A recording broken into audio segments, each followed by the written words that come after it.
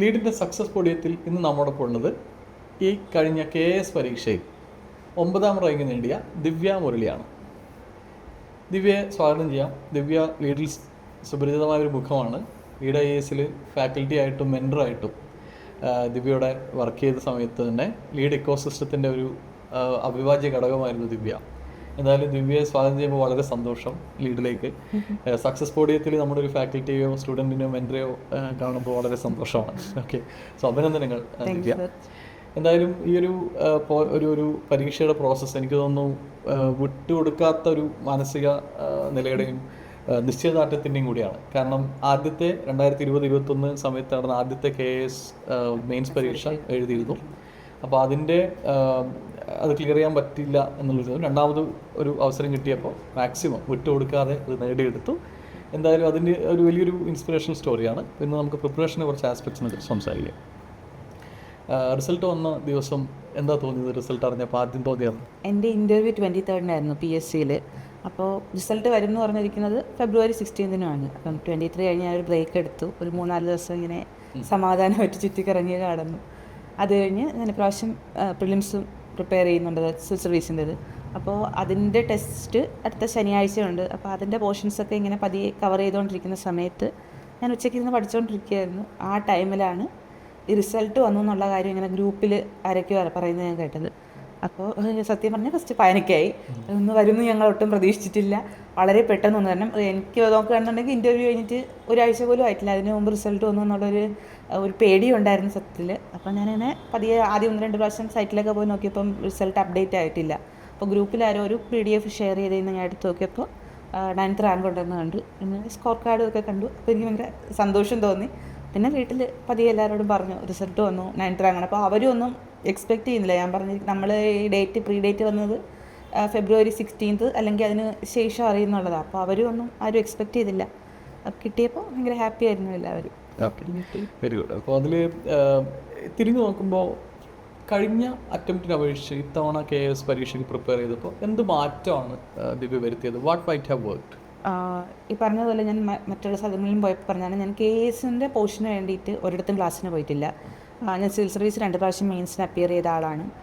ലീഡിൽ ഞാൻ പഠിപ്പിച്ചുകൊണ്ടിരുന്ന ആളാണ്, മെൻറ്റർ ചെയ്തുകൊണ്ടിരുന്ന ആളാണ്. അപ്പം എനിക്ക് അത്യാവശ്യം ഒരു ബേസ് ഉണ്ട് എന്നുള്ളത് എനിക്കറിയായിരുന്നു. അപ്പോൾ അത് വെച്ചിട്ട് ഞാൻ എൻ്റെ വീക്കായിട്ടുള്ള ഏരിയയിൽ റീവർക്ക് ചെയ്തിട്ടുണ്ട്. ഞാനൊരു ഇൻസ്റ്റിറ്റ്യൂട്ടിൽ റീജോയിൻ ചെയ്തിട്ടുണ്ടായിരുന്നു. ഫുൾ ക്ലാസ്സിന് വേണ്ടിയിട്ടല്ല, എനിക്ക് ഇഷ്യൂസ് ഉള്ള സബ്ജക്ട്സ് മാത്രം. അപ്പം ജോഗ്രഫി എൻ്റെ ഒരു വീക്ക് ഏരിയയാണ്. അപ്പം ഞാൻ കുറച്ച് നാൾ വായിക്കാതിരുന്നാൽ ഞാൻ എൻ്റെ പോർഷൻസ് മറന്നു പോകും. അതുപോലെ തന്നെ ഹിസ്റ്ററിയാണ് ഞാൻ പഠിപ്പിച്ചുകൊണ്ടിരുന്നത്. അപ്പോൾ ഹിസ്റ്ററിയും പൊളിറ്റി എനിക്ക് സ്ട്രോങ് ആണ്. എക്കണോമിക്സിൻ്റെ കുറച്ച് ഡേറ്റാസ് എനിക്ക് പുതിയതായിട്ട് പഠിച്ചെടുക്കണം. അപ്പോൾ അങ്ങനെയുള്ള ഇഷ്യൂസ് മാത്രമുള്ള കാര്യങ്ങൾ മാത്രമാണ് ഞാൻ റീവർക്ക് ചെയ്തെടുത്തത്. KSൽ എൻ്റെ മേജർ സ്ട്രാറ്റജി എന്ന് പറയുന്നത് കൂടുതൽ ടെസ്റ്റ് സീരീസ് എടുക്കുക എന്നുള്ളതായിരുന്നു. കാരണം ഫസ്റ്റ് KSൻ്റെ മെയിൻസ് എനിക്ക് ഇഷ്യൂ ആയിട്ട് വന്നത്, ഞാൻ 1-2 സ്ഥലത്ത് ഒക്കേഷണലായിട്ട് ടെസ്റ്റ് സീരീസ് എഴുതുക എന്നുള്ള രീതിയായിരുന്നത്. റെഗുലറായിട്ട് എഴുതുന്ന ഒരു രീതിയൊന്നും ഉണ്ടായിരുന്നില്ല. അപ്പോൾ അത് ആദ്യം സ്ട്രോങ് ആക്കി എടുക്കുക. അപ്പോൾ നമ്മുടെ കയ്യിൽ കണ്ടൻറ് ഉണ്ടെന്നുണ്ടെങ്കിലും ഓൺ ടൈമിൽ അത് അപ്ലൈ ചെയ്യാൻ വേണ്ടി നമ്മളിത് റെഗുലറായിട്ട് എഴുതിയേ പറ്റത്തുള്ളൂ. അപ്പോൾ അത് എഴുതുക എന്നുള്ളതായിരുന്നു ഒരു രീതി. അതുപോലെ ഞാൻ പറഞ്ഞത് ഈ മെൻറ്ററായിട്ട് വർക്ക് ചെയ്യുന്ന സമയത്തും ബൗൺസ് ബാക്കിന് വേണ്ടിയിട്ടൊക്കെ ഞാൻ വർക്ക് ചെയ്യുന്ന സമയത്തൊക്കെ വിഷ്ണുവിൻ്റെ പേപ്പർ, നമ്മുടെ വിഷ്ണു ശശികുമാറിൻ്റെ പേപ്പർ, ഇപ്രാവശ്യം 2nd റാങ്ക് കിട്ടിയ സിദ്ധാർത്ഥിൻ്റെ പേപ്പറൊക്കെ ഞാൻ കറക്റ്റ് ചെയ്തിട്ടുണ്ട്. അപ്പോൾ അവരൊക്കെ എഴുതുന്ന ഒരു സ്റ്റൈല്, അതിൽ അവർ എക്സ്ട്രാ എങ്ങനെയാണ് ഡേറ്റാസ് പ്ലേസ് ചെയ്യുന്നുള്ള രീതിയൊക്കെ ഞാൻ നോട്ടീസ് ചെയ്തിട്ടുണ്ട്. പിന്നെ നമുക്ക് ഗ്രൂപ്പിൽ ആഡ് ചെയ്യണമായിരുന്നല്ലോ ബെസ്റ്റ് ആൻസേഴ്സ്, എങ്ങനെയാണ് ഒരു കമ്പൈലേഷൻ വരുന്നതുകൊണ്ട് പല കുട്ടികളും എഴുതുന്ന ഒരു പാറ്റേൺ എന്താണെന്നുള്ളത് ഞാൻ കണ്ടിട്ടുണ്ടായിരുന്നു. അപ്പോൾ എൻ്റെ ഫസ്റ്റ് മെയിൻസിൽ ഞാൻ കൂടുതലും പാരഗ്രാഫ് സ്റ്റൈൽ മാത്രമാണ് പോയിക്കൊണ്ടിരുന്നത്. ഇപ്രാവശ്യത്തെ മെയിൻസിനകത്ത് ഞാൻ ഡയഗ്രാംസ് കൊണ്ടുവന്നിട്ടുണ്ട്. കമ്പാരിസൺ പറയുന്നിടത്ത് സെപ്പറേഷൻ കൊണ്ടുവന്ന് അത് ഓരോ ഹെഡായിട്ട് ഡിവൈഡ് ചെയ്തിട്ടുണ്ട്. സെപ്പറേറ്റ് ഹെഡ്സായിട്ട് ആൻസർ ചെയ്തിട്ടുണ്ട്. നമ്മൾ ഒരു ക്വസ്റ്റ്യൻ ഒരു സൊല്യൂഷൻ കണ്ടെത്താനുള്ളതാണെങ്കിൽ എൻ്റെ സൊല്യൂഷൻ, അതിൻ്റെ മേജർ റീസൺസിൻ്റെ പല ഡയമെൻഷൻസ്, അങ്ങനെയുള്ള രീതിയിൽ ആൻസർ എഴുതി കുറച്ചും കൂടെ ആൻസർ റൈറ്റിംഗ് ഞാൻ ഇമ്പ്രൂവ് ചെയ്തിട്ടുണ്ട് ഈ പ്രിപ്പറേഷനിൽ. കണ്ടന്റ് സൈഡിൽ ഞാൻ ഒരുപാട് ക്ലാസ് എടുക്കുകയോ അതിന് വേണ്ടിയിട്ട് വർക്ക് ചെയ്തിട്ടുണ്ടായിരുന്നില്ല. എൻ്റെ ബേസിൽ നിന്നുകൊണ്ട് അതിനെ അപ്ഗ്രേഡ് ചെയ്യുമെന്നുള്ള മാത്രമേ ഞാൻ ചെയ്തിട്ടുള്ളൂ എക്സ്ട്രാ ആയിട്ട്. ഓക്കെ. അപ്പോൾ കഴിഞ്ഞ തവണത്തെ അപേക്ഷിച്ച് ഇത്തവണ മെയിൻസ് എഴുതിയപ്പോൾ എല്ലാവർക്കും പറഞ്ഞു കേട്ടൊരു കാര്യമാണ് മെയിൻസിൻ്റെ പാറ്റേൺ മാറിപ്പോയിട്ടുള്ളത് അല്ലേ? അത് എങ്ങനെയായിരുന്നു ആ സമയത്ത് ഒരു പ്രഷർ നേരിട്ടത്? അത് എന്ത് മാറ്റമാണ് കണ്ടത് ഇത്തവണ? എനിക്കത് കുറച്ചും കൂടെ നല്ല മാറ്റമായിട്ടാണ് തോന്നിയത്. കാരണം ഫസ്റ്റ് മെയിൻസിൽ നമുക്ക് വരുന്ന സമയത്ത് ഒരേ മാർക്ക് സ്കീമിലുള്ള ആൻസേഴ്സിന് തന്നെ പല സ്പേസ് ആയിരുന്നു. അപ്പോൾ നമുക്കത് എത്ര എഴുതണം എന്തെഴുതണം. ആദ്യം 3 മാർക്കിൻ്റെ 5 മാർക്കിൻ്റെ ക്വസ്റ്റ്യൻ ആയിരുന്നു ഫസ്റ്റ് മെയിൻസിനുണ്ടായിരുന്നു. അപ്പോൾ ചില 3 മാർക്കിൻ്റെ ക്വസ്റ്റ്യൻസിന് ഒരു 4-5 വരി എഴുതാൻ സ്പേസ് കാണത്തുള്ളൂ, ചില 3 മാർക്കിന് ഒരു ഹാഫ് പേജ് കാണും. അപ്പോൾ ഒരു ഇൻകൺസിസ്റ്റൻസി ഉണ്ടായിരുന്നു. അപ്പോൾ നമുക്കും എഴുതുന്ന സമയത്ത് ഒരു പ്രഷർ വരും, ഇത് ഇത്ര എഴുതിയാൽ മതിയോ, അപ്പോൾ മറ്റേ 3 മാർക്കിന് നമ്മൾ എഴുതിയ പോയിന്റ് മതിയാവോ, അങ്ങനെ ഒരു ടെൻഷൻ എനിക്കുണ്ടായിരുന്നു പേഴ്സണലി എഴുതുന്ന സമയത്ത്. ഇപ്രാവശ്യം അതൊരു യൂണിഫോം ബേസ് ആയപ്പോൾ എനിക്കത് കുറച്ചും കൂടി റിലാക്സ്ഡ് ആയിട്ട് തോന്നിയത്. 5 മാർക്കിന് ഇത്ര എഴുതിയാൽ മതി, 10 മാർക്കിന് കുറച്ച് എക്സ്ട്രാ എഴുതണം എന്നുള്ളതാകുമ്പോൾ നമ്മൾ ആ എഴുതുന്നതിന് ഒരു സ്റ്റെബിലിറ്റി ഉണ്ടെങ്കിൽ നമ്മളിങ്ങനെ ഒരു അപ്പ് ആൻഡ് ഡൗൺ പോകുന്നത് പോലത്തെ ഒരു ഫീലിംഗ് എനിക്കുണ്ടായിരുന്നില്ല. പിന്നെ അത് കുറച്ചും കൂടെ ഈസിയർ ആയിട്ട് നമുക്ക് മാനേജ് ചെയ്യാൻ പറ്റും.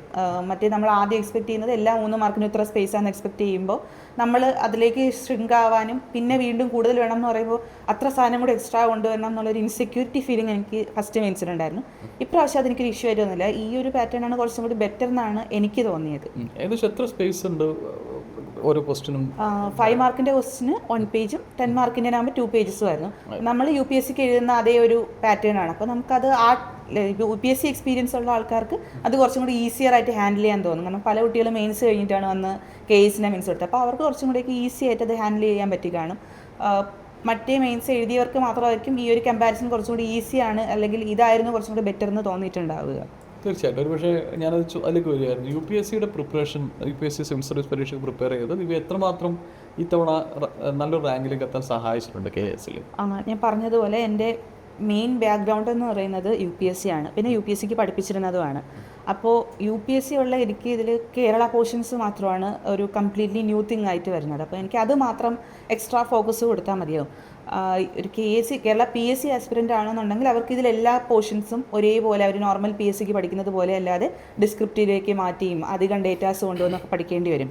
അപ്പം UPSC പഠിക്കുന്ന സ്റ്റുഡൻസിന് ഇത് കുറച്ചും കൂടി ഈസിയർ ആയിട്ടുള്ളൊരു എക്സാം ആയിട്ട് തോന്നാനും അവർക്കിത് കുറച്ചും കൂടി സ്പീഡിയർ ആയിട്ട് കവർ ചെയ്യാനും പറ്റും. കാരണം നമ്മൾ പഠിച്ചു തുടങ്ങുമ്പോൾ തൊട്ട് നമുക്ക് എല്ലാ ഇൻസ്റ്റിറ്റ്യൂട്ടിലും ആൻസർ റൈറ്റിംഗ് പ്രാക്ടീസുകളും എങ്ങനെ ഇത് ഹാൻഡിൽ ചെയ്യണം എന്നുള്ളതൊക്കെ പഠിക്കുന്നുണ്ട്. അപ്പോൾ PSC പഠിക്കുന്നവർക്ക് അങ്ങനെ ഒരു ഓപ്പർച്യൂണിറ്റി കിട്ടുന്ന ഒരേ ഒരു എക്സാം ഇതാണ്. അപ്പം അവർ ഇതിനായിട്ട് പഠിക്കാൻ പോകുമ്പോൾ ചെറിയ സ്പാൻ ഓഫ് ടൈമിൽ അവർ ഈ സ്കില്ലുകളെല്ലാം ഡെവലപ്പ് ചെയ്തുകൊണ്ട് വരണം. UPSCക്കാർക്ക് ഇത് സ്റ്റാർട്ടിംഗ് ഫേസ് തൊട്ട് കിട്ടുന്ന ട്രെയിനിങ് ആയതുകൊണ്ട് അവർക്കിത് കുറച്ചും കൂടി ഈസി ആയിട്ട് ഹാൻഡിൽ ചെയ്യാൻ പറ്റും. ഞാനും ഒരു UPSC ആസ്പിരൻ്റ് ആയിരുന്നതുകൊണ്ടും 2 പ്രാവശ്യം മെയിൻസ് എഴുതി ആയിരുന്നതുകൊണ്ടും എനിക്കിതിൻ്റെ ആൻസർ റൈറ്റിംഗ് പാറ്റേൺ പഠിക്കേണ്ട ആവശ്യമോ അല്ലെങ്കിൽ ഇങ്ങനെ എഴുതണമെന്ന് പഠിക്കേണ്ട ആവശ്യം ഉണ്ടായിരുന്നില്ല. എനിക്ക് എന്തൊക്കെ ചേഞ്ചസ് വരാം എന്നുള്ളത് മാത്രമാണ് ഞാൻ നോക്കിക്കൊണ്ടിരുന്നത്. ആ മോഡിഫിക്കേഷൻസ് ഒക്കെ ഞാൻ ആൻസറിലും കൊണ്ടുവരാൻ നോക്കിയിട്ടുണ്ട്. ഇപ്പോൾ 2 കാര്യങ്ങൾ എനിക്ക് ഒന്ന് കൃത്യമായി സ്വന്തം പെർഫോമൻസ് അനലൈസ് ചെയ്ത് അതനുസരിച്ചിട്ട് മാറ്റം വരുത്താനും കൂടുതൽ റൈറ്റിംഗ് പ്രാക്ടീസ് ഓറിയൻറ്റഡായിട്ടാണ് പോയത്. ഇപ്പോൾ ലീഡ് ലേണിംഗ് ഇക്കോസിസ്റ്റം നമ്മളിലേക്ക് വരുമ്പോൾ ഇതിൻ്റെ ഒരു ഭാഗമായിരുന്ന ഒരാളാണ്. പ്രത്യേകിച്ച് മെൻറ്റർഷിപ്പിലും നമ്മൾ ടീച്ചിങ്ങിലൊക്കെ ഒരു പ്രത്യേക ഫിലോസഫി നമ്മൾ മുമ്പോട്ട്, അല്ലെങ്കിൽ റോട്ട് ലേണിങ്ങിനപ്പുറത്ത് കാര്യങ്ങൾ മനസ്സിലാക്കി എഴുതാനും അവതരിപ്പിക്കാനും പേപ്പറിൽ എഴുതിപ്പിക്കാനും നമ്മൾ കുട്ടികളെ പരമാവധി ട്രെയിൻ ചെയ്യാറുണ്ട്. ലീഡിലെ ആ ഒരു അധ്യാപന കാലം അത് എത്രമാത്രം ഇതിൽ ഒരു പക്ഷേ ലോങ് ടേം ആയിരുന്നു, ഏതൊക്കെ രീതിയിൽ സഹായിച്ചിട്ടുണ്ട്? ഞാൻ പറഞ്ഞതുപോലെ എനിക്ക് ഹിസ്റ്ററി നോക്കിയേ വേണ്ട എന്നുള്ളൊരു സിറ്റുവേഷനിലേക്ക് ഞാൻ വന്നത് ഞാൻ ലീഡിൽ പഠിപ്പിച്ചതുകൊണ്ടാണ്. കാരണം ലീഡിലെ ഹിസ്റ്ററി ആണ് ഹാൻഡിൽ ചെയ്തുകൊണ്ടിരിക്കുന്നത്. പിന്നെ കുട്ടികൾക്ക് ചില പോർഷൻസ് ഗവേണൻസിൻ്റെയൊക്കെ പറഞ്ഞു കൊടുത്തിട്ടുണ്ട്, PIC എടുത്തിട്ടുണ്ട്, വേൾഡ് ഹിസ്റ്ററി എടുത്തിട്ടുണ്ട്. അപ്പോൾ ഇതൊക്കെയാണ് മെയിനായിട്ടും കേരള ആ ഒരു പേപ്പർ 1 തന്നെ വരുന്ന മേജറായിട്ടുള്ള പോർഷൻസ് എന്ന് പറയുന്നത്. അപ്പോൾ ഇതിൽ നിൽക്കുകയും കണ്ടിന്യൂസ് ആയിട്ട് മെൻറ്റർ ചെയ്യുകയും ചെയ്തതുകൊണ്ട് ഞാൻ ഇവിടെ നിന്നും മാറി നിന്നു, അല്ലെങ്കിൽ ഞാനൊരു ബ്രേക്ക് എടുത്തിട്ടുണ്ട് ഒരു 5 ഇയേഴ്സിൻ്റെ. അത് ലീഡിൽ പഠിപ്പിച്ചിരുന്ന ടൈം ഉൾപ്പെടെയാണ് UPSC നിന്ന് എടുത്തിരിക്കുന്ന ആ ബ്രേക്ക്. അപ്പോൾ ആ ടൈമിലും ഞാൻ ഇതുമായിട്ട് കംപ്ലീറ്റ്ലി വിട്ട് നിന്നിട്ടുള്ള ഒരാളല്ല. ഞാനൊരു 2 വർഷം മാത്രമാണ് കംപ്ലീറ്റ്ലി മാറി നിന്നിട്ടുള്ള ആൾ. അപ്പോഴും എനിക്ക് ഹിസ്റ്ററിയുടെ ബാക്ക്ഗ്രൗണ്ടും ഉണ്ട്. എനിക്ക് തിരിച്ചു വരുമ്പോൾ എനിക്കറിയാം എനിക്ക് ഹിസ്റ്ററി പഠിക്കേണ്ട ആവശ്യമില്ല, അല്ലെങ്കിൽ എനിക്കത് കുറച്ച് ദിവസം ഇൻവെസ്റ്റ് ചെയ്താൽ മതി. പൊളിറ്റി പഠിക്കേണ്ട ആവശ്യമില്ല, ഗവേണൻസ് നോക്കേണ്ട ആവശ്യമില്ല. അപ്പോൾ നോർമൽ ഒരു ആസ്പിരൻറ്റിന് ഇതിനൊക്കെ ഇടുന്ന ടൈമുകളെല്ലാം എനിക്ക് എൻ്റെ വീക്ക് ഏരിയസിലേക്ക് റീഡിസ്ട്രിബ്യൂട്ട് ചെയ്യാൻ പറ്റും. ഞാൻ കൂടുതൽ ടൈം ഇൻവെസ്റ്റ് ചെയ്തിരുന്നത് ജോഗ്രഫിക്ക് വേണ്ടിയിട്ടായിരുന്നു. കാരണം ജോഗ്രഫി ഞാൻ വളരെ കഷ്ടപ്പെട്ട് പഠിച്ചെടുത്തൊരു സബ്ജക്റ്റാണ്. അതൊരു 2 വർഷം നോക്കാതിരുന്ന് കഴിയുമ്പോൾ എൻ്റെ കയ്യിൽ നിന്ന് പോകും എന്നുള്ള കാര്യം എനിക്കറിയായിരുന്നു. ഒരു ബേസ് ഉണ്ട്, പക്ഷേ എൻ്റെ കണ്ടൻറ്റുകളും അതെങ്ങനെ പ്രസൻറ്റ് ചെയ്യണം എന്നുള്ളതൊക്കെ ഞാൻ ഒന്നേന്ന് പഠിക്കാൻ വേണ്ടിയിട്ട് വളരെയധികം ടൈം ഇൻവെസ്റ്റ് ചെയ്തത് ജോഗ്രഫിക്ക് വേണ്ടിയിട്ടായിരുന്നു.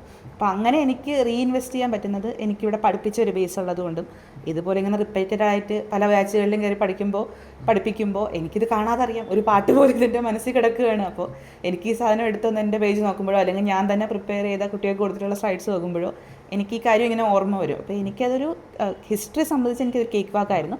അപ്പം ബാക്കി സബ്ജക്റ്റിന് എനിക്ക് ആ ടൈം ഒരു പേപ്പർ 1 ടൈം മൊത്തം എനിക്ക് ബാക്കി 2 പേപ്പറിനും കൊടുക്കാൻ പറ്റി എന്നുള്ളതായിരുന്നു എൻ്റെ അഡ്വാൻറ്റേജ് എന്ന് പറയുന്നത്. ഇത്തവണത്തെ പ്രിലിംസിൻ്റെ KS പ്രിലിംസിൻ്റെ പേപ്പർ നോക്കിയപ്പോൾ അതിൽ ഒരുപാട് UPSCക്ക് നമ്മൾ സാധാരണ ഉപയോഗിക്കുന്ന ട്രെയിൻ ചെയ്യുന്ന കുറേ കാര്യങ്ങൾ, ഇപ്പോൾ ലോജിക്കൽ മെത്തേഡ്, അത്തരം കാര്യങ്ങൾ, എലിമിനേഷൻ ഉൾപ്പെടെ അപ്പോൾ അത് എത്രമാത്രം ഇതിൽ ഹെൽപ്പ് ചെയ്തിട്ടുണ്ട് പ്രിലിമിനറി എക്സാമിൽ പ്രത്യേകിച്ച്?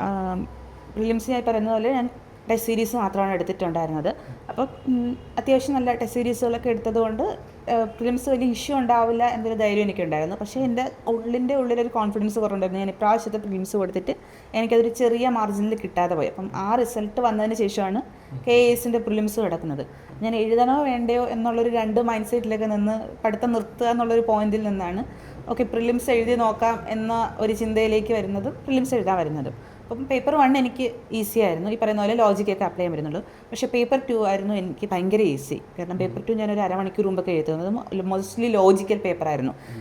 അതിപ്പോൾ PSC പഠിക്കുന്നവർക്ക് പറ്റുമെന്ന് വെച്ചാൽ എനിക്കറിയത്തില്ല. പക്ഷേ UPSC പഠിക്കുന്ന ഒരു ആസ്പിരന്റിന് പറ്റേണ്ടതാണ്. പ്രത്യേകിച്ചും ഞാനൊക്കെ ഒരു 2-3 വർഷം പഠിപ്പിച്ച് 2-3 അറ്റംപ്റ്റ് ഒക്കെ കൊടുത്ത ഒരാൾക്ക് പറ്റേണ്ടതാണ്. കാരണം പല ആൻസേഴ്സും നമുക്ക് വായിച്ചു വരുമ്പോൾ തന്നെ ഈ 3 ഓപ്ഷൻ വരില്ല, സോ ഇത് 4th വണ്ണാണ് ആൻസർ എന്നുള്ള രീതിയിൽ ആ 100 ക്വസ്റ്റിനും വർക്ക് ചെയ്യാൻ പറ്റുന്നുണ്ടായിരുന്നു. അതുകൊണ്ട് ഞാനത് വളരെ പെട്ടെന്ന് എഴുതി തരികയും അതിലങ്ങനെ ഭയങ്കര കോൺസെപ്റ്റ് അപ്ലൈ ചെയ്യാനുള്ള ഇതൊന്നും ഉണ്ടായിരുന്നില്ല.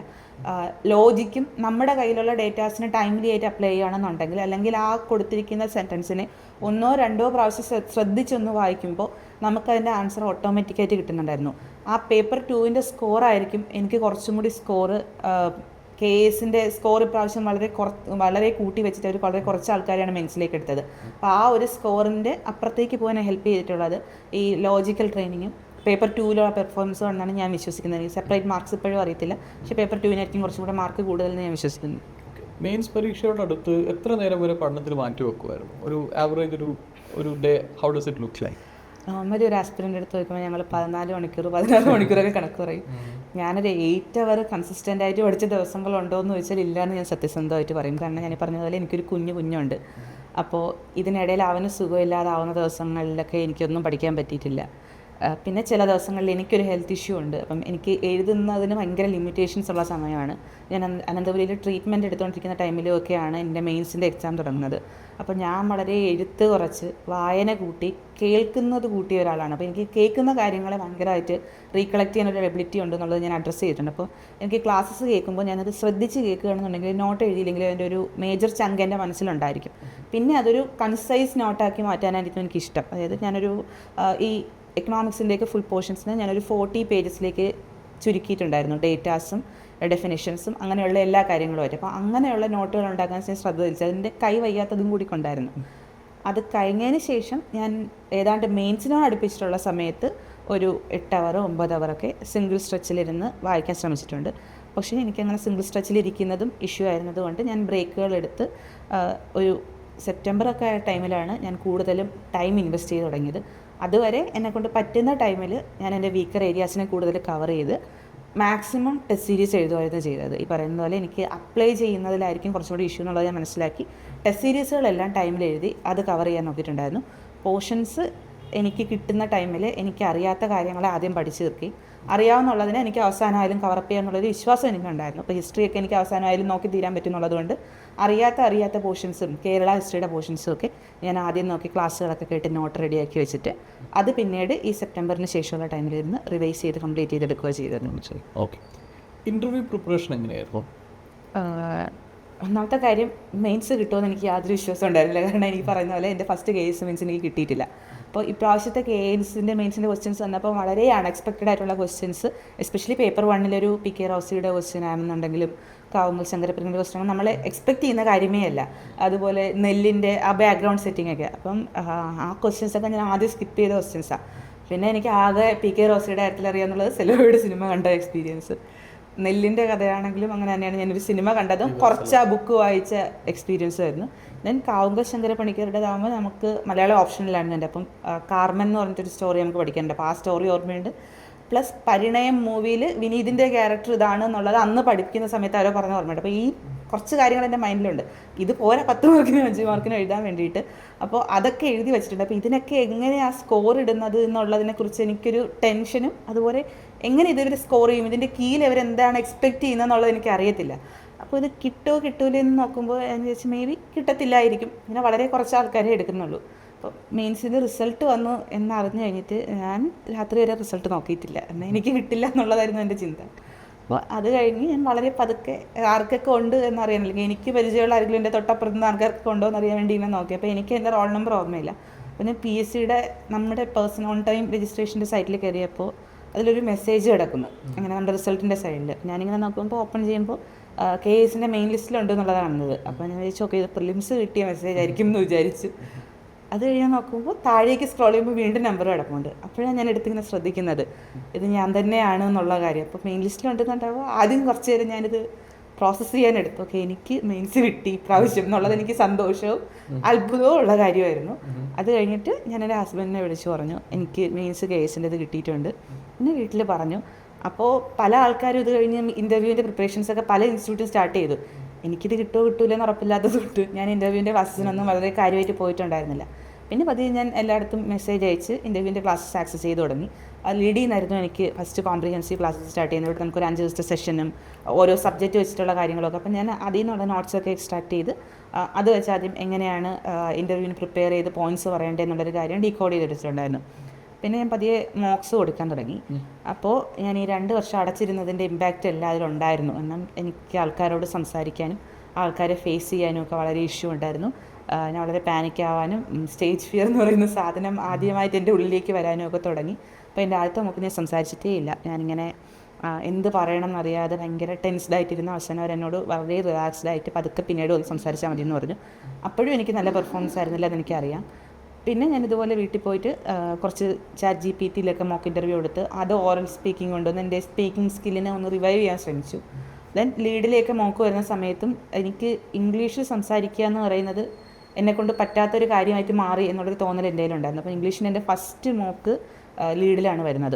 അത് പകുതി മോക്കാണ്. പകുതി മോക്ക് ഞാൻ മലയാളത്തിൽ സംസാരിച്ച് കഴിഞ്ഞപ്പോൾ മോഹൻദാസ് സാറും മാത്യു സാറും ഒക്കെ ആയിരുന്നു ബോർഡിലുണ്ടായിരുന്നത്. അവരെന്നോട് ചോദിച്ചു എന്ത് പറ്റി ഇംഗ്ലീഷ് സംസാരിക്കാൻ പറ്റാത്തതെന്ന് ചോദിച്ചു. അപ്പോൾ മാത്യു സാറിന് ഓർമ്മ വന്നു ഞാനിവിടെ ക്ലാസ് എടുത്തുകൊണ്ടിരുന്ന ആളാണെന്നുള്ളത്. അപ്പോൾ മാത്യു സാർ ചോദിച്ചു ക്ലാസ്സൊക്കെ എടുത്തിട്ട് എന്ത് പറ്റി. അപ്പോൾ ഞാനിങ്ങനെ 2 വർഷമായിട്ട് സംസാരിക്കാതിരിക്കുമ്പോൾ എനിക്കൊരു സെൽഫ് ഡൗട്ടും ആവാം, നമുക്കൊന്ന് സംസാരിച്ച് നോക്കാം, അതിൽ വരുന്ന ഇഷ്യൂ എന്തായാലും ഞങ്ങളുടെ മുമ്പിലല്ലേ എന്ന് പറഞ്ഞു. ഞാൻ സംസാരിച്ച് കഴിഞ്ഞപ്പോൾ അവർ പറഞ്ഞു ഇത് സ്വന്തമായിട്ടൊരു വിശ്വാസം ഇല്ലാത്തതിൻ്റെ പ്രശ്നമാണ്. അടുത്തടുത്ത് മോക്ക് കൊടുക്കുമ്പോൾ കംപ്ലീറ്റ്ലി ഇംഗ്ലീഷിൽ കൊടുത്തു നോക്കുക. അപ്പോൾ അതിൽ വരുന്ന ഇഷ്യൂസ് മാത്രം അഡ്രസ്സ് ചെയ്യുക. ഇയാളെ കൊണ്ട് സംസാരിക്കാൻ പറ്റും. പ്ലസ് ഇത് ഇംഗ്ലീഷ് ലാംഗ്വേജിൻ്റെ പ്രൊഫഷൻസി നോക്കുന്നൊരു ഇൻ്റർവ്യൂ അല്ല. നിങ്ങൾക്ക് പറയാൻ പറ്റുന്ന കാര്യം പറയുക എന്നുള്ളതാണ്. നിങ്ങൾക്ക് കോൺഫിഡൻസ് ഉണ്ടെങ്കിൽ അത് വർക്കാവും എന്നുള്ളതാണെന്ന് പറഞ്ഞു. പിന്നെ ഞാൻ കൊടുത്ത 2 മോക്കും ഇംഗ്ലീഷിലാണ് കൊടുത്തത്. അപ്പോൾ എനിക്ക് ആ ഒരു കോൺഫിഡൻസ് കിട്ടി. ദെൻ എൻ്റെ ആക്ച്വൽ മോക്ക് കംപ്ലീറ്റ്ലി ഇംഗ്ലീഷിലായിരുന്നു. ഞാൻ ചെല്ലുമ്പോൾ തൊട്ടവർ ഇംഗ്ലീഷിലാണ് സംസാരിക്കുന്നത്. എനിക്കപ്പോൾ ഒരു പ്രശ്നം തോന്നിയില്ല. പക്ഷേ ഈ ഒരു പറയുന്ന പോലെ എനിക്കൊരു പുഷ് ഇവിടെ നിന്ന് കിട്ടിയത് കൊണ്ടാണ് ഞാൻ ആ ഹാഫിന് ശേഷം സംസാരിച്ചതും കൊണ്ടാണ് ഞാൻ ബാക്കി കാര്യങ്ങളെല്ലാം പ്രോസസ് ചെയ്തത്. ഇല്ലാന്നുണ്ടെങ്കിൽ ഞാൻ മേ ബി ആക്ച്വൽ ബോർഡിൻ്റെ മുമ്പിൽ പോയിട്ട് ഈ പ്രശ്നം പറഞ്ഞ് മലയാളത്തിൽ തന്നെ സംസാരിച്ച് കഴിഞ്ഞാൽ എനിക്ക് അന്ന് ആക്ച്വൽ ബോർഡിൻ്റെ മുമ്പിൽ പോകുമ്പോൾ ലാംഗ്വേജ് ഒരു ഇഷ്യൂ ആയിട്ട് എൻ്റെ മുമ്പിൽ ഉണ്ടായിരുന്നില്ല. അതിലെന്നെ മോക്ക് ഇൻ്റർവ്യൂ ഒരുപാട് ഹെൽപ്പ് ചെയ്തിട്ടുണ്ട്. പിന്നെ ചില തീംസ് എസ്പെഷ്യലി സാർ അന്ന് നെറ്റ്വർക്ക് ഗവേണൻസിൻ്റെ ഇഷ്യൂ ഒക്കെ ചോദിച്ചു. ഞാൻ 2018 ഫ്ലഡിൽ വോളണ്ടിയർ ആയിട്ട് വർക്ക് ചെയ്തിട്ടുണ്ടായിരുന്നു. അപ്പോൾ അതെനിക്ക് അറിയാത്ത ടേമായിരുന്നു. അപ്പോൾ ആ ടേമും അതുമായിട്ട് റിലേറ്റ് ചെയ്ത് ഓർഗാനിക് ഗവേണൻസും ഒക്കെ എൻ്റെ ആക്ച്വൽ ഇൻ്റർവ്യൂവിലും ക്വസ്റ്റ്യൻസ് ആയിട്ടുണ്ടായിരുന്നു. അപ്പോൾ അങ്ങനെയുള്ള കാര്യങ്ങളും ഒക്കെ എനിക്ക് ഇവിടുത്തെ മോക്കിൽ നിന്ന് ബെനിഫിറ്റായിട്ട് കിട്ടിയിട്ടുണ്ടായിരുന്നു. ആക്ച്വലി ഇൻ്റർവ്യൂ എങ്ങനെയായിരുന്നു? എത്ര നേരം എടുത്തു? എന്ത് തരം ക്വസ്റ്റ്യൻസ് ആണ് അവർ ചോദിച്ചത്? എനിക്കൊരു 12 to 15 മിനിറ്റ്സിനകത്തെ ഇൻ്റർവ്യൂ ഉണ്ടായിരുന്നുള്ളൂ. ഞാൻ സെക്കൻഡ് ആളായിട്ടാണ് കയറിയത്. ഉച്ചയ്ക്ക് ശേഷമുള്ള ഇൻ്റർവ്യൂവിൽ 2ാമത്തെ ആളായിട്ടായിരുന്നു ഞാൻ കയറിയത്. പറയുന്നത് പോലെ സെൽഫ് ഇൻട്രൊഡക്ഷനും ബാക്കി ഡീറ്റെയിൽസ് ഒന്നും അവർ ചോദിച്ചിട്ടില്ല. ആദ്യം എന്നോട് ചോദിച്ചത് ഈ ക്വസ്റ്റ്യൻ ആയിരുന്നു, ഓർഗാനിക് ഗവേണൻസ് എന്താണ് നെറ്റ്വർക്ക് ഗവേണൻസിൻ്റെ ഡെഫിനേഷൻ പറയുക എന്നുള്ളതായിരുന്നു. ദെൻ ഞാൻ IITയിൽ ഒരു ഇൻറ്റേൺഷിപ്പ് ചെയ്തിട്ടുണ്ടായിരുന്നു എൻ്റെ കോളേജിൻ്റെ ടൈമിൽ. അപ്പോൾ IITയും നമ്മുടെ കേരള എഡ്യൂക്കേഷൻ സിസ്റ്റവും തമ്മിലുള്ള വ്യത്യാസം എന്താണ്, NEP വരുമ്പോൾ എന്തൊക്കെ ചേഞ്ചസ് കേരള ആസ്പെക്റ്റിൽ നമുക്ക് കൊണ്ടുവരാൻ പറ്റും, കരിക്കുലം മോഡിഫിക്കേഷൻ്റെ ആവശ്യം എന്താണ്, ദെൻ ഫെമിനൈസേഷൻ ഓഫ് പോവർട്ടി, ഞാനൊരു പെൺകുട്ടി ആയതുകൊണ്ടായിരിക്കാം ആ ക്വസ്റ്റ്യൻസ് കൂടുതൽ വന്നത്. ദെൻ എന്തുകൊണ്ട് ഹയർ എഡ്യൂക്കേഷനിൽ ഇത്രയൊക്കെ പെൺകുട്ടികൾ വന്നിട്ടും വർക്ക് ഫോഴ്സിലേക്ക് വരുമ്പോൾ അവരുടെ പാർട്ടിസിപ്പേഷൻ എന്തുകൊണ്ട് കുറയുന്നു. ദെൻ പിന്നെ വന്ന ക്വസ്റ്റ്യൻസ് വർക്ക് ഫോഴ്സിൽ ഒരു ലേഡി വരുന്ന ടൈമിൽ പല ടൈമിൽ ഒരു പകുതിക്ക് വെച്ചിട്ടിട്ട് പോകുന്നുണ്ട്. അപ്പോൾ അങ്ങനെ ഇട്ടിട്ട് പോകാതിരിക്കാൻ വേണ്ടിയിട്ട്, അല്ലെങ്കിൽ അവർ കുറച്ചും കൂടി സ്ട്രോങ് ആയിട്ട് നിൽക്കുക, റിസൈലൻ്റ് ആയിട്ട് നിൽക്കാൻ വേണ്ടിയിട്ട് അവരിപ്പോൾ ഡെവലപ്പ് ചെയ്തുകൊണ്ട് വരേണ്ട സ്കിൽസ് എന്തൊക്കെയാണ്, അങ്ങനെ നമുക്ക് സ്കിൽ അപ്ഗ്രഡേഷൻസ് എന്തെങ്കിലും ചെയ്യാൻ പറ്റുമോ, ഇതൊക്കെയായിരുന്നു എൻ്റെ ബയോഡേറ്റ ബേസ് ചെയ്തിട്ടുള്ള ക്വസ്റ്റ്യൻസ്. ആൻഡ് ലാസ്റ്റ് ക്വസ്റ്റ്യൻ എന്ന് പറയുന്നത് കേരള സൊസൈറ്റി പാട്രിയാർക്കിയലാണോ, എന്താണ് ജെൻഡർ ന്യൂട്രാലിറ്റി, ഞാൻ പറഞ്ഞ ആൻസറിൽ ജെൻഡർ ന്യൂട്രാലിറ്റി ഉണ്ടായിരുന്നു. അപ്പോൾ എന്താണ് ജെൻഡർ ന്യൂട്രാലിറ്റി കൊണ്ട് ഉദ്ദേശിക്കുന്നത്, അതിന് നമ്മൾ എന്തൊക്കെ സ്റ്റെപ്പുകൾ എടുത്തിട്ടുണ്ട്, നമുക്കത് അച്ചീവബിൾ ആണോ, അപ്പോൾ നമ്മൾ ആ ജെൻഡർ റോൾസൊക്കെ എങ്ങനെ മാറ്റണം എന്നുള്ളതും അതെങ്ങനെ എഡ്യൂക്കേഷനിൽ കൊണ്ടുവരണം എന്നുള്ള കാര്യങ്ങളൊക്കെ ആയിരുന്നു ഡിസ്കഷൻ. ആൻഡ് ഫൈനൽ ക്വസ്റ്റ്യനിൽ വന്ന ഒരു ക്വസ്റ്റ്യൻ അത് മാത്രമായിരുന്നു പ്യുവർലി കോൺസെപ്ഷൻ, കേരളം ഒന്നാണ് ആദ്യത്തെ ലാൻഡ് റിഫോംസ് ആക്ട് കൊണ്ടുവന്നത്, എന്തായിരുന്നു അതിൻ്റെ ഇംപ്ലിക്കേഷൻസ്, അത് മാത്രമായിരുന്നു എനിക്ക് കിട്ടിയതിൽ ഫാക്റ്റ് ബേസ് ചെയ്തിട്ടുള്ള ക്വസ്റ്റ്യൻ. ബാക്കിയെല്ലാം എൻ്റെ ബയോഡേറ്റയും പിന്നെ ഈ ബയോഡേറ്റയിൽ നിന്ന് വന്ന ഫെമിനൈസേഷൻ്റെ ആ ഒരു ആസ്പെക്റ്റും ബേസ് ചെയ്തിട്ടുള്ള ക്വസ്റ്റ്യൻസ് ആയിരുന്നു കൂടുതലും. ഇത് കേൾക്കുമ്പോൾ എനിക്കൊന്ന് സിവിൽ സർവീസ് പരീക്ഷയുടെ വളരെ അടുത്ത് നിൽക്കുന്നു. ഇൻ്റർവ്യൂവിൻ്റെ സ്റ്റാൻഡേർഡും ക്വാളിറ്റി ആണെങ്കിലും അതിൻ്റെ ചോദ്യോത്തര രീതികളാണെങ്കിലും ഈവൻ പ്രിലിംസിൻ്റെയും മെയിൻസിൻ്റെയും സ്വഭാവമാണെങ്കിലും ഒക്കെ കുറേ കൂടി സിവിൽ സർവീസ് UPSC പരീക്ഷയുടെ അടുത്ത് നിൽക്കുന്ന രീതിയിലായിട്ടുള്ളൂ. ഏത് മേഖലയിൽ ജോലി ചെയ്യാനാണ് താല്പര്യം? കാരണം KS ഒരു ഡൈവേഴ്സ് ഒരു കരിയർ ഓപ്ഷൻസ് തരുന്നുണ്ടല്ലോ. ഈ പറഞ്ഞ ഞങ്ങൾ കഴിഞ്ഞ ദിവസം ഒരു സ്കൂളിൽ പോയിരുന്നപ്പോൾ അവരോട് ഇങ്ങനെ ചോദിച്ചു. ഞാൻ ഇതുവരെയും സത്യത്തിൽ അങ്ങനെ ഒരു ആസ്പെക്റ്റ് ആലോചിച്ചിട്ടില്ല. പക്ഷേ എന്നോട് അന്ന് ഇൻ്റർവ്യൂവിൽ ഇരുന്ന സമയത്ത് ഒരു ഓഫീസർ ആവുകയാണെന്നുണ്ടെങ്കിൽ ഏത് ഫീൽഡിൽ ഇമ്പ്രൂവ്മെൻറ്റ് കൊണ്ടുവരും എന്ന് ചോദിച്ചിരുന്നു. അപ്പോൾ എനിക്ക് കൂടുതലും ഈ ക്വസ്റ്റ്യൻസ് വന്ന പാറ്റേണും കൂടി വെച്ചിട്ട് ഞാൻ പറഞ്ഞത് എഡ്യൂക്കേഷണൽ ഫീൽഡിൽ കുറച്ചും കൂടെ റിഫോംസ് കൊണ്ടുവരും എന്നുള്ളതാണ്. നമ്മൾ ഈ പറയുന്നത് പോലെ കേരളത്തിലിപ്പോൾ ഞാൻ യൂണിവേഴ്സിറ്റി ടോപ്പറായിട്ടുന്ന ആളാണ്. പക്ഷേ എനിക്ക് IIT ചെല്ലുന്ന സമയത്ത് ഇതിൻ്റെ പ്രാക്ടിക്കൽ എക്സ്പീരിയൻസസ് അറിയത്തില്ല. അപ്പോൾ ഞാനവിടെ ആദ്യമായിട്ട് ചെയ്യുന്ന ഒരാളെ പോലെ ഇതെന്തൊക്കെയാണ് അവർ ചെയ്യുന്നതെന്ന് കണ്ടു നിന്നിട്ട് അത് ഫോളോ അപ്പ് ചെയ്യുന്ന ഒരാളാണ്. അപ്പം നമുക്ക് കുറച്ചും കൂടി പ്രാക്ടിക്കാലിറ്റി നമ്മുടെ കരിക്കുലത്തിലേക്ക് കൊണ്ടുവരണം. നമ്മൾ പല സയൻസ് സബ്ജക്റ്റുകളും തിയറി മാത്രമായിട്ട് ചുരുങ്ങി പോകുന്ന ഒരു ഇഷ്യൂ എനിക്ക് തോന്നിയിട്ടുണ്ട്. അതിപ്പോൾ നമ്മൾ BSc ഫിസിക്സ് പഠിച്ച ഒരാളാണെങ്കിലും കെമിസ്ട്രി പഠിച്ച ആളാണെങ്കിലും നമുക്ക് പ്രാക്ടിക്കൽ എക്സാമിന് വേണ്ടിയിട്ട് നമ്മൾ പഠിക്കുന്നതല്ലാതെ ഈ പറയുന്ന കാര്യങ്ങളെ പ്രാക്ടിക്കാലിറ്റിയിലേക്ക് കൊണ്ടുവരുന്നത് നമുക്ക് കുറവാണ്. ഇപ്പം എനിക്ക് എസെൻഷ്യലായിട്ട് വേണ്ട ഒരു കപ്പാസിറ്റിയാണ് ഞാൻ ബയോടെക്നോളജി പഠിച്ചപ്പോൾ എനിക്ക് DNA സെപ്പറേറ്റ് ചെയ്യാൻ അറിയണം. ഞാൻ വളരെ കഷ്ടപ്പെട്ടാണ് അവിടെ പോയി DNA സ്പൂളിങ് ചെയ്തത്. പക്ഷെ പിന്നെ എനിക്കത് ഈസിയാണ്. ഇപ്പോഴും എനിക്കത് എങ്ങനെയാണ് ചെയ്തതെന്ന് ഓർമ്മയുണ്ട്. പക്ഷേ നമ്മളാ പറയുന്നത് പോലെ നമ്മൾ കോളേജസിൽ തന്നെ നമുക്ക് എൻ്റെ കോളേജിൽ ഞങ്ങൾ പഠിക്കുന്ന സമയത്ത് PCR-ൻ്റെ മെഷീൻ ഇല്ല. അതൊക്കെ നമുക്ക് എസെൻഷ്യലായിട്ട് ആവശ്യമായിട്ടുള്ള കാര്യങ്ങളാണ് ബയോടെക്നോളജി പഠിക്കുന്ന ഒരാൾക്ക്. അല്ലെങ്കിൽ നമുക്കൊരു എന്തെങ്കിലും ഒരു ഇഷ്യൂ വന്നു കഴിഞ്ഞാൽ നമുക്കത് വളരെ പെട്ടെന്ന് അഡ്രസ്സ് ചെയ്യാൻ പറ്റും. ഇങ്ങനെ ഇൻസ്റ്റിറ്റ്യൂട്ടുകളിൽ തന്നെ നമുക്കിപ്പോൾ വന്ന് കോവിഡ് വന്ന ടൈം നമുക്ക് PSCR ചെയ്യാൻ വേണ്ടിയിട്ട് വൈറോളജി ഇൻസ്റ്റിറ്റ്യൂട്ടുകളിലേക്ക് കൊണ്ടുപോകണം. അല്ലെങ്കിൽ അങ്ങനെയുള്ള ഡെഡിക്കേറ്റഡ് ലാബ്സ് വരണം. നമുക്കിപ്പോൾ ഇത് പഠിക്കുന്ന കോളേജുകളുള്ളപ്പോൾ ആ കോളേജുകളിൽ ഇൻസ്ട്രുമെൻ്റ് ഉണ്ടെന്നുണ്ടെങ്കിൽ ഗവൺമെൻറ് അത് വളരെ പെട്ടെന്ന് യൂസ് ചെയ്യാനും നമുക്ക് വളരെ പെട്ടെന്ന് ടെസ്റ്റുകൾ ചെയ്യാനും ഒക്കെ പറ്റും. അപ്പോൾ അങ്ങനെയുള്ള കരിക്കുലം മോഡിഫിക്കേഷൻസ് വരണം എന്നുള്ളതുകൊണ്ട് എഡ്യൂക്കേഷണൽ ഡിപ്പാർട്ട്മെൻറ്റ് കിട്ടിയാൽ കുറച്ചും കൂടി എനിക്ക് സന്തോഷമായിരിക്കും എന്നുള്ളതാണ് ഇപ്പോൾ എൻ്റെ ചിന്ത. പക്ഷേ അല്ലാതെ ഞാൻ ഈ പറയുന്നത് പോലെ ഏതെങ്കിലും ഒരു പോസ്റ്റ് കിട്ടണമെന്നോ ഏതെങ്കിലും ഒരു സെക്ഷനിൽ വർക്ക് ചെയ്യണമെന്നോ ഞാൻ ഇന്നുവരെ ചിന്തിച്ചിട്ടില്ല. തീർച്ചയായിട്ടും അങ്ങനെ എഡ്യൂക്കേഷനിൽ ഒരുപാട് വർക്ക് ചെയ്യാൻ പറ്റട്ടെ. കൂടുതൽ കരിയറിൻ്റെ പ്രിഡോമിനൻ്റ്ലി കാരണം ഒരു അധ്യാപിക കൂടി ആയതുകൊണ്ടും ഒരു സ്റ്റുഡൻ്റ് എന്നുള്ള രീതിയിൽ ഡൈവേഴ്സ് എക്സ്പീരിയൻസ് ഉള്ളതുകൊണ്ട് അത് ഹെൽപ്ഫുൾ ആയിരിക്കും. ഫൈനലി ഇപ്പോൾ ഒരു ബ്രേക്കിന് ശേഷമാണ് ദിവ്യ പ്രിപ്പറേഷനിലേക്ക് മടങ്ങി വന്നത്. അങ്ങനെ ഒരുപാട് പേര് നമ്മുടെ ആസ്പിരൻറ്റ് കമ്മ്യൂണിറ്റിയിലുണ്ട്. സിവിൽ സർവീസ് പരീക്ഷ ആണെങ്കിലും അല്ലെങ്കിൽ KS പോലത്തെ പരീക്ഷകൾക്കാണെങ്കിൽ PSC ആണെങ്കിലും. അപ്പോൾ ദിവ്യ അവരോട് എന്താണ് പറയാൻ ആഗ്രഹിക്കുന്നത്? പ്രത്യേകിച്ച് KS പരീക്ഷയ്ക്ക് പ്രിപ്പയർ ചെയ്യുന്നവരോട് എന്താണ് പറയാനുള്ളത്? ഈ പറയുന്ന പോലെ നമുക്ക് ഓരോ ഓപ്പർച്യൂണിറ്റിയും വളരെ ലേറ്റ് അല്ല എന്നുള്ളത് വിശ്വസിക്കുക എന്നുള്ളതാണ്. പിന്നെ ഈ തിരിച്ചു വരുന്നു എന്ന് പറയുമ്പോഴും എനിക്കിപ്പോൾ പറയുന്ന പോലെ എൻ്റെ ഫാമിലി നല്ലൊരു സപ്പോർട്ട് ആയതുകൊണ്ടാണ് എനിക്ക് തിരിച്ചു വരുമ്പോഴും ഈ എക്സാമിൽ എക്സൽ ചെയ്യാൻ പറ്റുന്നത്. നമുക്ക് ഈ ഫാമിലി സപ്പോർട്ട് ഇല്ല എന്നുണ്ടെങ്കിലോ അല്ലെങ്കിൽ നമുക്ക് ആരെങ്കിലും ഒരു സ്ട്രെങ്ത് തരുന്ന ഒരാളായിട്ടില്ല എന്നുണ്ടെങ്കിലോ ഏത് പരീക്ഷയായാലും ആ ജേണി നമുക്ക് ഈസി ആയിരിക്കത്തില്ല. കാരണം PSC എക്സാംസ് ആയാലും UPSCയും കേരള KSഉം ഒക്കെ ആണെങ്കിലും ഒരു ഓൾമോസ്റ്റ് 1 ഇയർ എടുക്കുന്ന ഒരു ജേണിയാണ്. അപ്പോൾ അതിനകത്ത് വരുന്ന അപ്സ് ആൻഡ് ഡൗൺസും നമുക്ക് തന്നെ ഹാൻഡിൽ ചെയ്യാൻ പറ്റാത്ത പല ഇഷ്യൂസും ഒക്കെ നമുക്കുണ്ടാവും. അപ്പോൾ അതിനൊരു പ്രോപ്പർ സപ്പോർട്ട് സിസ്റ്റം ഉണ്ടാവുക എന്നുള്ളതാണ്. അപ്പം ഒരു കുട്ടി പഠിക്കുന്നു എന്ന് പറയുമ്പോൾ ആ ഫാമിലിയിലുള്ള ആൾക്കാർ മാക്സിമം അവരെ സപ്പോർട്ട് ചെയ്യാൻ ശ്രമിക്കുക. അവരുടെ സ്വപ്നം എന്ന് പറയുന്നത് അവരിൽ മാത്രം ചുരുങ്ങി നിൽക്കുന്നതല്ല, അതിനൊരു സ്പിൽ ഓവർ എഫക്റ്റ് ഉണ്ട്. ആ വീട്ടിലുള്ള ബാക്കിയുള്ളവർക്കും അവരെ കൂടെ നിൽക്കുന്ന സിബ്ലിങ്സിനും ഒക്കെ അതിലേക്ക് വരാനുള്ള ആഗ്രഹം ഉണ്ടാവും. ദെൻ അതുപോലെ ഈ പറയുന്ന പോലെ നമ്മളെ ഈ വളരെ ചുരുക്കം ആൾക്കാരിലേക്ക് ഇത് കൊണ്ടുവരിക എന്നുള്ളതാണ്. നമ്മൾ എത്രത്തോളം ഇത് ആൾക്കാരിലേക്ക് പറയുന്നു, പല ആൾക്കാരും അത് നെഗറ്റീവായിട്ട് എടുക്കാനും അല്ലെങ്കിൽ UPSC പഠിക്കൂ എന്ന് കളിയാക്കാനും ഒക്കെ നമ്മളത് യൂസ് ചെയ്യും. അപ്പോൾ നമുക്കത് ആദ്യത്തെ കുറച്ച് വർഷങ്ങളിലൊന്നും ഒരു ഇഷ്യൂ വരുന്നില്ല. പക്ഷേ ഇതൊരു ലോങ് ജേർണി ആവുന്ന ടൈമിൽ ഈ പറയുന്ന പോലെ 6 അറ്റംപ്റ്റൊക്കെ കൊടുക്കാൻ നമ്മൾ നിൽക്കുമ്പോൾ 6-7 വർഷം പോവും. 7 വർഷം പഠിക്കുക, അത് ഉറപ്പില്ലാത്തൊരു പരീക്ഷയ്ക്കെന്ന് പറയുന്നത് ആൾക്കാർക്ക് നമ്മളെ കളിയാക്കാൻ മോർ ദാൻ ഇനഫായിട്ടുള്ളൊരു സിനാരിയോ ആണ്. അപ്പോൾ നമ്മൾ മെൻ്റലി വൾണറബിൾ ആവും. അത് നമ്മളെ എക്സാമിനെയും നമ്മുടെ പെർഫോമൻസിനെയും നമുക്ക് നമ്മൾ തന്നെയുള്ള കോൺഫിഡൻസിനെയും കുറയ്ക്കും. അപ്പോൾ വളരെ ലിമിറ്റഡ് നമ്പർ ഓഫ് ആൾക്കാരിലേക്ക് ഞാൻ പറഞ്ഞ പോലെ സെലക്റ്റീവായിട്ട് നമ്മളെ സപ്പോർട്ട് ചെയ്യുന്ന ഉറപ്പുള്ള ആൾക്കാരിലേക്ക് മാത്രം ചുരുക്കുക എന്നുള്ളതാണ് ആദ്യത്തെ കാര്യം. പിന്നെ ബേസ് ആയിട്ടുള്ള കാര്യങ്ങൾ ആദ്യം പഠിച്ച് വളരെ സ്ട്രോങ് ആയിട്ട് എടുക്കുക. PSCക്ക് ആണെങ്കിലും ഇപ്പോൾ വളരെ സ്ട്രോങ് ആയിട്ട് NCERTയുടെയും SCERTയുടെയും ബേസിസ് എല്ലാം ചോദിക്കുന്നുണ്ട്. അപ്പോൾ നമ്മൾ ഏത് പരീക്ഷയ്ക്ക് പഠിക്കുമ്പോഴും ഈ കാര്യങ്ങളെയൊക്കെ സ്ട്രോങ് ആയിട്ട് വയ്ക്കുക. NCERT പഠിക്കുക, ബേസിക് ആയിട്ടുള്ള ടെസ്റ്റുകൾ. ഇപ്പോൾ നമുക്ക് ലക്ഷ്മികാന്ത് വളരെ ബേസിക് ആയിട്ടുള്ള ടെക്സ്റ്റാണ്, ഏത് പരീക്ഷയ്ക്കും അത്യാവശ്യം നമുക്ക് വേണ്ട സാധനമാണ്. അപ്പോൾ അങ്ങനെയുള്ള ടെക്സ്റ്റുകളെയും സബ്ജക്റ്റുകളെയും സ്ട്രോങ് ആയിട്ട് വയ്ക്കുക. കറണ്ട് അഫയേഴ്സിന് അതിലേക്ക് ഇൻറ്റഗ്രേറ്റ് ചെയ്യുക എന്നുള്ളതാണ്. നോർമലി PSC ഒക്കെ എഴുതുന്ന കുട്ടികൾ കറണ്ട് അഫയേഴ്സ് മഗപ്പ് ചെയ്യുന്നൊരു രീതി ഞാൻ കണ്ടിട്ടുണ്ട്. കാരണം ഞാനും PSC എഴുതുന്ന എക്സാമിൻ്റെ എഴുതി വരുമ്പോൾ കാരണം അങ്ങനെയാണ് ക്വസ്റ്റ്യൻസ് ചോദിക്കുന്നത്. അപ്പം KSഉം UPSCയും ഒക്കെ ആസ്പിറേഷൻ ആയിട്ടുള്ള ആൾക്കാർ കുറച്ചും കൂടി അതൊരു ഇൻറ്റഗ്രേഷൻ ലെവലിലേക്ക് ഈ കറണ്ട് അഫയേഴ്സിനെ നമുക്ക് നമ്മുടെ ഏത് ടോപ്പിക്കിലേക്ക് ലിങ്ക് ചെയ്യാം എന്നുള്ളത് നോക്കി അതുമായിട്ട് ബന്ധപ്പെടുത്തി, അല്ലെങ്കിൽ നിങ്ങളുണ്ടാക്കുന്ന നോട്ടിൽ അതൊരു കറണ്ട് അഫയേഴ്സ് അഡീഷണൽ പേജ് പോലെ വെച്ച് അതിനെ വർക്ക് ചെയ്യുക എന്നുള്ളതായിരിക്കും ഏറ്റവും ബെറ്റർ ആയിട്ടുള്ള കാര്യം. പിന്നെ ഈ പറയുന്ന പോലെ ഞാൻ എൻ്റെ എക്സ്പീരിയൻസിൽ നിന്ന് മനസ്സിലാക്കിയത് മാക്സിമം മോക്ക് ടെസ്റ്റുകൾ എന്നുള്ളതാണ്. പ്രിലിംസിലായാലും മെയിൻസിലായാലും ഇൻ്റർവ്യൂവിനായാലും മാക്സിമം മോക്ക് കൊടുക്കുമ്പോൾ നമുക്ക് നമ്മുടെ എറേഴ്സ് എവിടെയൊക്കെയാണെന്നുള്ളത് പെട്ടെന്ന് കണ്ടുപിടിക്കാൻ പറ്റും. അതുപോലെ നമ്മുടെ കൂടെ ഇരിക്കുന്ന ഫാക്കൽറ്റിക്കും മെൻറ്ററിനും നമ്മളത് പോയിൻ്റ് ഔട്ട് ചെയ്യാനും പറ്റും. നമ്മളത് ചെയ്യാതിരിക്കുകയാണെന്നുണ്ടെങ്കിൽ നമുക്ക് നമ്മുടെ പ്രശ്നങ്ങൾ എന്താണെന്നുള്ളതോ നമുക്ക് ഈ ആപ്ലിക്കേഷനും അല്ലെങ്കിൽ അറിയാത്ത കാര്യങ്ങളെ എങ്ങനെ പ്രോസസ്സ് ചെയ്യണം എന്നുള്ളതൊക്കെ നമുക്ക് എക്സാം ഹാളിൽ ചിന്തിക്കുമ്പോൾ ബ്രാൻഡ് ന്യൂ തിങ് ആയിരിക്കും. അപ്പം നമുക്കത് മാനേജ് ചെയ്യാൻ പറ്റത്തില്ല. മറ്റേ നമുക്ക് ഓൾറെഡി ഒരു മെക്കാനിസം ഉണ്ടായിരിക്കും, ഓക്കെ ഇങ്ങനെ വന്നു കഴിഞ്ഞാൽ ഇങ്ങനെ ചെയ്യണം, അല്ലെങ്കിൽ ഈ ക്വസ്റ്റ്യൻസിനെ പിന്നീട് നമുക്ക് അറ്റൻഡ് ചെയ്യാം എന്നുള്ളൊരു പ്രോസസ്സിങ് നമുക്ക് ഉണ്ടാവണമെന്നുണ്ടെങ്കിൽ മാക്സിമം മോക്സ് കൊടുക്കുക എന്നുള്ളതാണ്. പിന്നെ പ്രിപ്പറേഷനെ ഒന്ന് സ്ട്രീം ലൈൻ ചെയ്യുക. പല കുട്ടികളെയും ഞാൻ കണ്ടിട്ടുണ്ട് വന്നിട്ട് റിസർച്ച് ഓറിയൻറ്റഡ് ആയിട്ട് അവർ പോകാറുണ്ട്, വളരെയധികം ഡൈവേർട്ട് ചെയ്ത് ആവശ്യമില്ലാത്ത കാര്യങ്ങളിലേക്കൊക്കെ പോകുന്നുണ്ട്.